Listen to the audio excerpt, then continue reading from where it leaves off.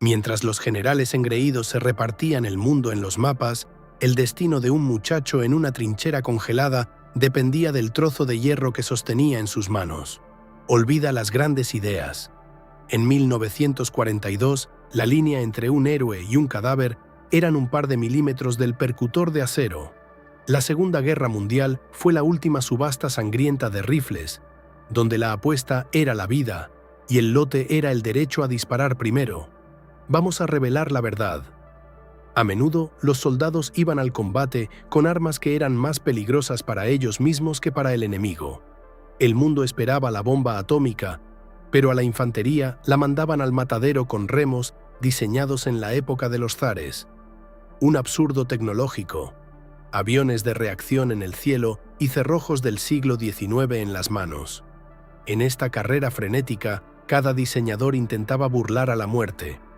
Unos forjaban herramientas para francotiradores estetas, otros hierros toscos capaces de disparar tras una semana en el pantano. Vamos a quitarle el brillo a las crónicas y mostrar el revés de la trama. Cómo los errores en los planos se convertían en montañas de cráneos, y cómo la tan cacareada fiabilidad resultaba ser un mito barato. Esta es la historia de cómo el acero traicionó a los hombres. Empecemos con el icono de la maquinaria de matar nazi, el Mauser 98K. ¿Estás listo para escuchar que este estándar del genio alemán fue en realidad un callejón sin salida técnico que literalmente ató las manos de los soldados de Hitler en el momento crítico de la batalla? La verdad sobre el Mauser te hará replantearte todos los resultados de los primeros años de la guerra. ¿Calidad alemana o una trampa mortal para el superhombre? El Mauser 98K es el símbolo de la Blitzkrieg que obligaba a la infantería de la Wehrmacht a rechinar los dientes impotente bajo el fuego. Este referente era de hecho un vestigio del pasado que forzó a los soldados alemanes a batirse en duelo contra subfusiles automáticos, llevando en sus manos, básicamente, un mosquetón de caza. Adoptado en 1935, el 98 corto no fue más que un intento de rejuvenecer el rifle del abuelo del siglo XIX. Sí, podía darle a una ardilla en el ojo a 500 metros. Pero en el infierno real del combate, sus 5 cartuchos y la recarga manual convertían al alemán en un blanco lento. Mientras el soldado accionaba el cerrojo, el enemigo le soltaba una ráfaga. La fiabilidad del Mauser en el barro del frente oriental resultó ser un mito. Su mecánica de filigrana requería una esterilidad que no existía en las trincheras de Smolensk. El genio alemán creó el arma perfecta para una galería de tiro, pero no para una carnicería donde un segundo de retraso significaba la muerte. Pero si el Mauser era un aristócrata lento, al otro lado del océano estaban forjando a una bestia que cambió las reglas del juego. Los estadounidenses crearon un monstruo que escupía plomo a una velocidad de vértigo. ¿Sabes qué sonido llamaban el tintineo de la muerte y por qué los propios yanquis le tenían un miedo atroz? El siguiente en la lista: el legendario M1 Garand. Mientras el resto del mundo accionaba cerrojos frenéticamente, los estadounidenses llevaron al matadero un semiautomático mortal. El M1 Garand convirtió a un soldado raso común en un nido de ametralladora móvil. El general Patton lo llamó el mejor implemento de guerra jamás diseñado, pero guardó silencio sobre un detalle macabro que convertía a esta maravilla técnica en una trampa mortal para el propio tirador. John Garand logró una revolución. Su rifle se recargaba solo utilizando la energía de los gases. El soldado simplemente apretaba el gatillo 8 veces seguidas, desatando una lluvia de plomo sobre el enemigo. Un solo estadounidense, por potencia de fuego, valía por 3 alemanes con sus lentos Mauser. Pero el triunfo tuvo un precio. Los cartuchos se cargaban en un bloque y cuando se acababan, el clip metálico vacío salía disparado del cañón con un fuerte cling. En el silencio del combate, ese sonido era una señal para el enemigo. «Estoy vacío. Mátame». Los soldados llegaron a creer que ese tintineo era su propia marcha fúnebre. Pero si el Garand era un depredador complejo, en el este se forjaba una herramienta que no se rompía ni aunque le pasara un tanque por encima. qué maldición cargaba el 3 líneas soviético y por qué los alemanes temían hasta la médula su bayoneta de 4 filos. Próxima parada, el fusil Mosin Nagant. Mientras Occidente pulía cerrojos, en la URSS crearon una palanca capaz de matar. El fusil Mosin es la mueca de acero del socialismo forjada a través del barro y las heladas. Lo consideran un remo primitivo. Se equivocan. Es la única herramienta en la historia que sirvió tanto de garrote como de bisturí quirúrgico para francotiradores. Pero tras la leyenda se ocultaba una maldición que obligaba a los soldados a arriesgar la vida por un solo disparo. El diseño del Mosin es la apoteosis de la sencillez severa. Digería munición que atascaría cualquier otra arma. Pero había un detalle fatídico: el calibrado. La mayoría de los Mosin solo disparaban con precisión si tenían la bayoneta calada. Al quitarla, las balas se perdían en la nada. El soldado soviético estaba obligado a cargar con esa mole de 1,5 metros en las estrechas ruinas de Stalingrado, enganchándose constantemente en las paredes. Recargar exigía fuerza bruta. A veces el cerrojo se abría a patadas. Era un arma para hombres de acero dispuestos a soportar una ergonomía infernal a cambio de una potencia demoledora. Pero mientras los rusos apostaban por la fuerza bruta, los británicos batían récords de velocidad. No creerán de qué es capaz un fusil con un cargador el doble de grande que el de sus competidores. ¿Cómo lograban los británicos que sus enemigos creyeran que tenían ametralladoras en las manos? La siguiente es la Lee Enfield, la reina de la cadencia de tiro. ¿Quieres dominar el campo de batalla sin armas automáticas? Los caballeros británicos conocían un secreto que transformaba a una compañía de infantería en un muro de plomo continuo. Mientras los alemanes y los soviéticos contaban cada bala, los soldados de Su Majestad le organizaban al enemigo un maratón de locura. No lo creerás, pero este rifle permitía disparar tan seguido que el oponente abandonaba sus posiciones aterrado, convencido de que se enfrentaba a un ejército de ametralladoras. El secreto del Lee Enfield número 4 residía en su cargador de 10 cartuchos, el doble que sus competidores, y un cerrojo único que funcionaba más rápido que el rayo. La ubicación trasera de los tetones de cierre permitía recargar sin apartar la vista de la mira.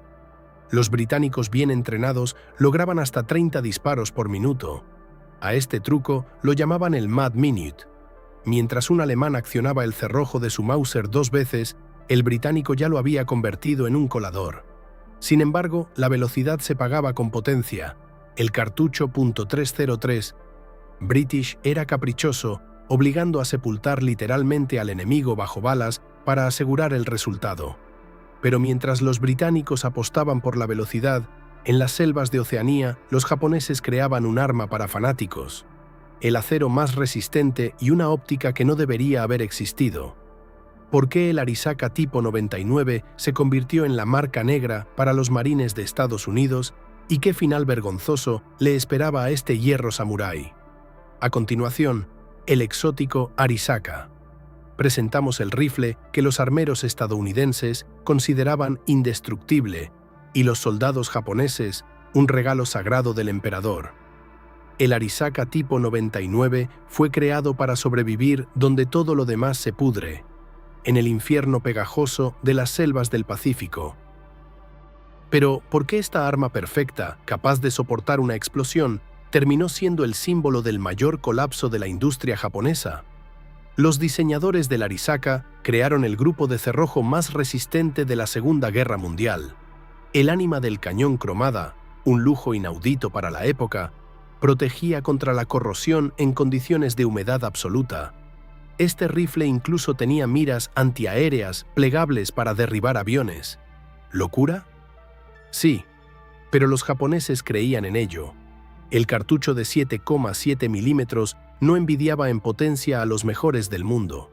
Sin embargo, al final de la guerra, el orgullo imperial se convirtió en desastre. Cuando los recursos se agotaron, los Arisaka empezaron a fabricarse con metal de baja calidad y sin recubrimientos protectores. Las últimas series del tipo 99 se convirtieron en palos de emergencia que literalmente explotaban en manos de sus dueños al disparar. Pero si los japoneses terminaron la guerra con chatarra peligrosa, los italianos la empezaron con un rifle que los historiadores calificarían como el gran fracasado del siglo. ¿Cómo es posible que el arma con la que, décadas después, se haría el disparo más famoso de la historia de Estados Unidos fuera considerada prácticamente inofensiva en los campos de batalla? Conoce al maldito Carcano. Aquí tienes el fusil más polémico de la historia. Por un lado, las vergonzosas derrotas de Mussolini. Por el otro, el disparo fatal en Dallas que acabó con John F. Kennedy.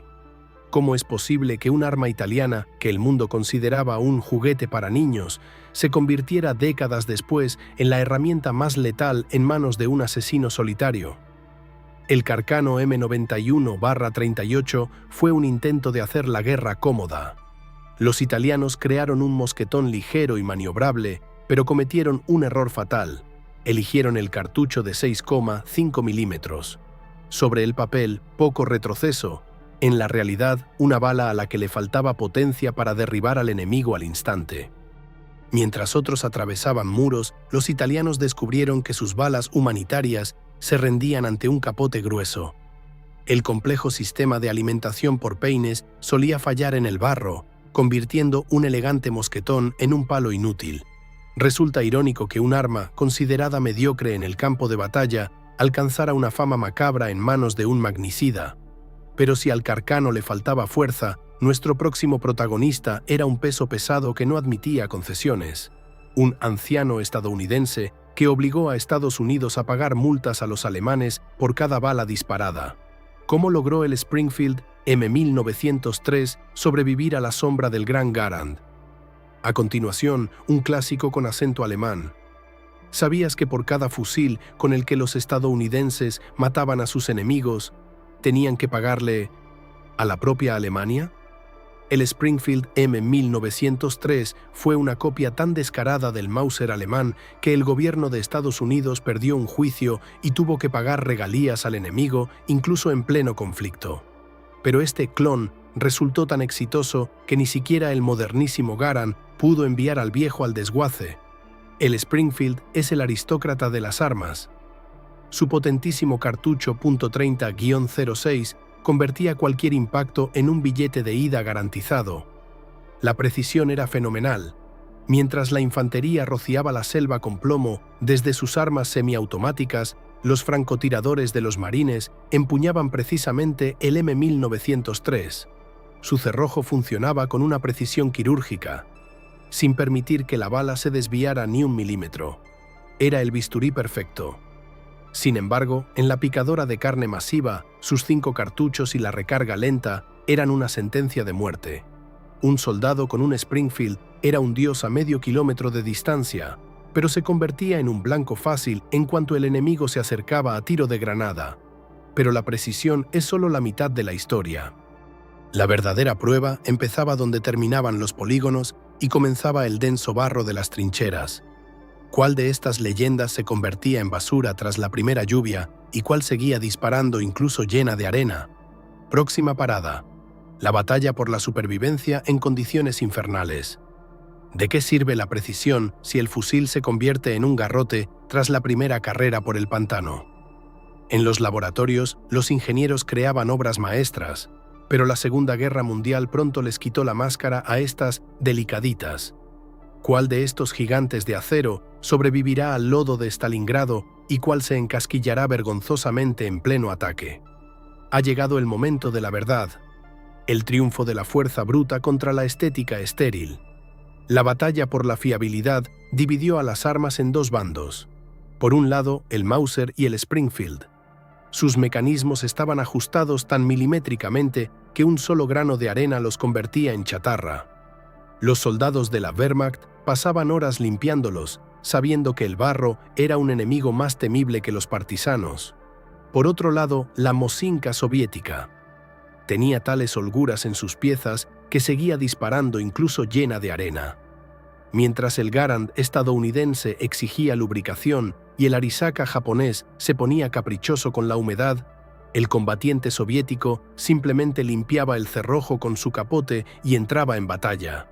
Fue el triunfo de lo primitivo sobre lo complejo, pero la fiabilidad es solo la mitad del camino.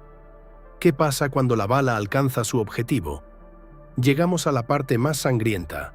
¿Qué bala le arrancaba el alma al enemigo incluso a través del ladrillo y quién disparaba guisantes?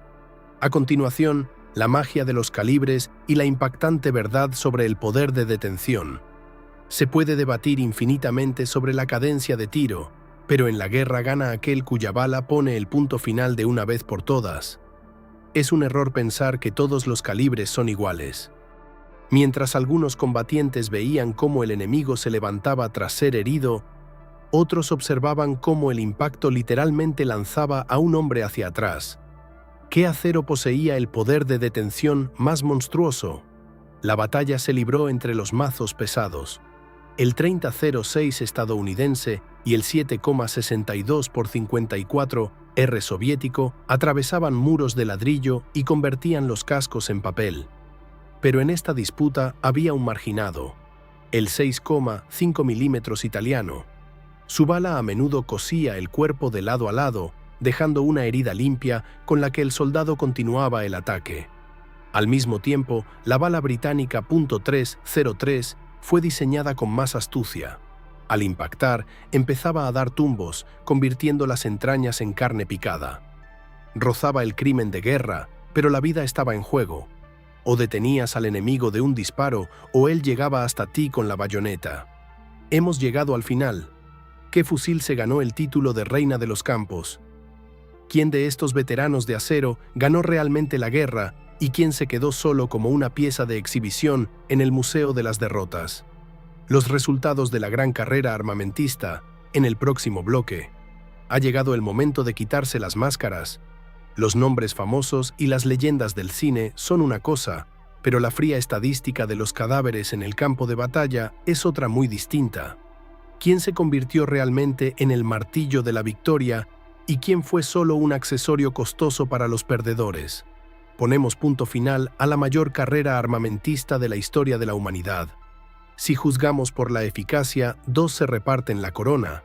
El M1 Garand cambió la esencia misma del combate de infantería, otorgando al soldado la potencia de una ametralladora en sus manos, y fue precisamente este rifle el que clavó el último clavo en el ataúd de las potencias del eje. Pero si medimos por resistencia y el precio de la victoria, la Mosinka soviética no tiene rival. Era tosca, agresiva e implacable como el mismísimo frío siberiano, y fue ella la que recorrió el camino desde las ruinas de Stalingrado hasta las escalinatas del Reichstag. El Mauser alemán quedó como un monumento al egoísmo de la ingeniería, que se hizo añicos contra la producción en masa y la simplicidad. La Segunda Guerra Mundial demostró que en la guerra no gana quien tiene la mira más compleja, sino aquel cuyo rifle dispara en el barro cuando al enemigo se le encasquilla el cerrojo. La era de los rifles de cerrojo terminó en 1945, dejando paso a los monstruos automáticos. Pero las disputas sobre qué culata era más resistente no cesarán jamás. ¿Y tú? ¿Cuál de estas leyendas te llevarías contigo a la trinchera sabiendo que tu vida depende de ello? Escribe en los comentarios, pongamos a prueba tu intuición.